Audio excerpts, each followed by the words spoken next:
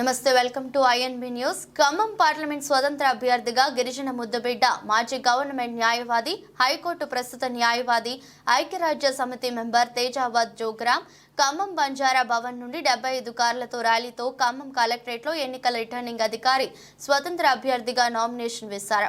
విద్యావంతుడు, రాజకీయ విశ్లేషకుడు, రాజ్యాంగ స్ఫూర్తి కలిగిన తేజావత్ జోగ్రామ్ నామినేషన్ వేశారు.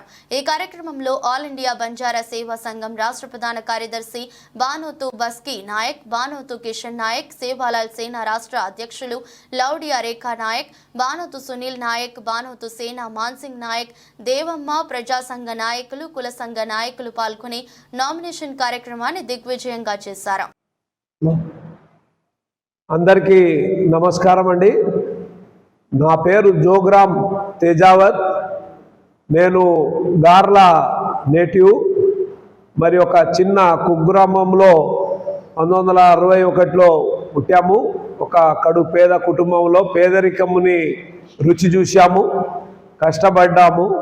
ఇప్పుడు హైకోర్టు లాయర్ వరకుగా ఇక్కడ ప్రాక్టీస్ చేస్తూ అనేక మందికి సేవ చేస్తూ గత 30 సంవత్సరాల నుంచి గార్ల మండల్, బయ్యారం మండల్, టేకుల్పల్లి మండల్, మరి డోర్నాకల్ మండల్, కామెపల్లి, కారేపల్లి ఏరియాలో సమాజ సేవ 30 సంవత్సరాలు చేస్తూ వేల మంది పిల్లలకి ఉమెన్ ఎంపవర్మెంటు, ఇన్ఫ్రాస్ట్రక్చర్ డెవలప్మెంటు, మరి తల్లిదండ్రులు లేని పిల్లలు అనాథాశ్రమంగా స్థాపించి అనాథాశ్రమంలో 100 మంది పిల్లలు ఇప్పుడు మంచి విద్య, క్వాలిటీ విద్య తీసుకున్నారు.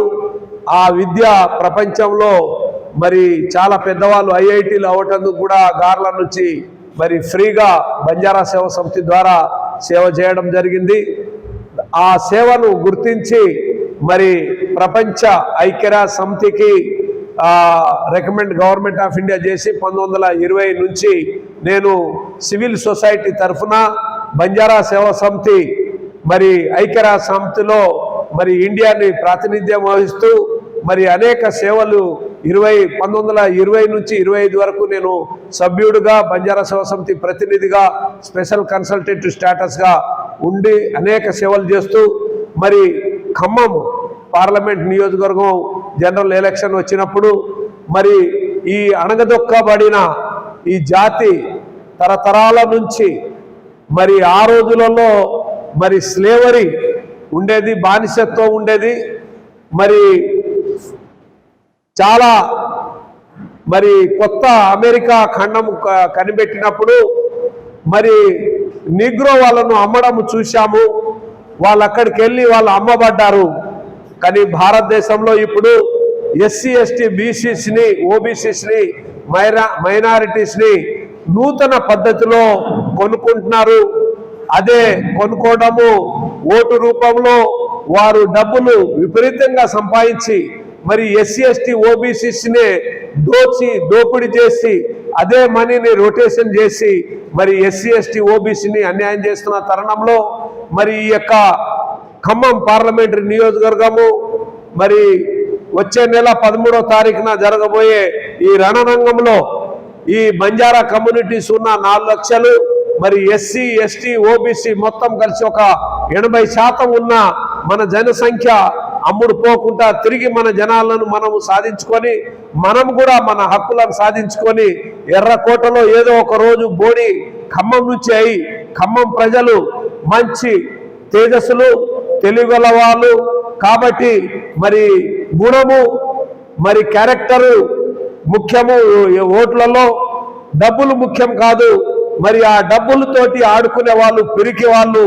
కానీ ధైర్యంతో జాతిని సమకూర్చడంలో ఏ విధంగా నేర్పరితనము బాబాసాహెబ్ అంబేద్కర్ చెప్పాడో తన యొక్క విద్యను మరి గత 30 సంవత్సరాల నుంచి పల్లెలలో తీసుకెళ్లి మరి బాబాసాహెబ్ యొక్క యాజిటేట్, ఆర్గనైజ్, ఎడ్యుకేట్ అనే స్లోగాన్ తోటి జ్యోతిబా పూలే యొక్క మొట్టమొదటి గురువు బాబాసాహెబ్ అంబేద్కర్కి మరి అదేవిధంగా సంత్ సేవాలాల్ 285 సంవత్సరాల క్రితము విద్య లేని రోజులలో, సాయుధం లేని రోజులలో ఔరంగజేబ్ మొఘల్ పాలకులను ఎదిరించి మరి బంజారాలకు స్థిర నివాసము తండ నివాసము ఏర్పాటు చేసి మరి ఈ రోజులలో లక్షల మంది మరి బంజారా ప్రజలు ఎస్సీ ఎస్టీ ప్రజలు అయి ఎడ్యుకేటెడ్ అయి కూడా మరి స్వార్థంతో వాళ్ళు భయంతో రకరకాల కారణాలతోటి ముందుకు రాలేకపోతున్న ఈ జనాన్ని చైతన్యవంతులు చేయడము ముఖ్యమైన ఉద్దేశము.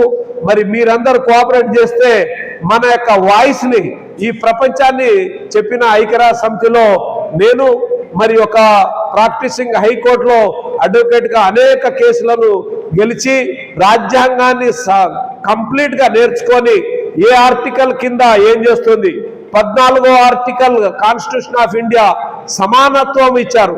సమానత్వం ఎవరి దగ్గర ఉంది? ఏ సమానత్వం ఉంది? 21వ ఆర్టికల్ అందరినీ జీవించే హక్కు. ఎవరైనా జీవిస్తున్నారా? ఎస్సీ ఎస్టీ ఓబీసీస్ మీద ఎన్ని అత్యాచారాలు జరుగుతున్నాయి?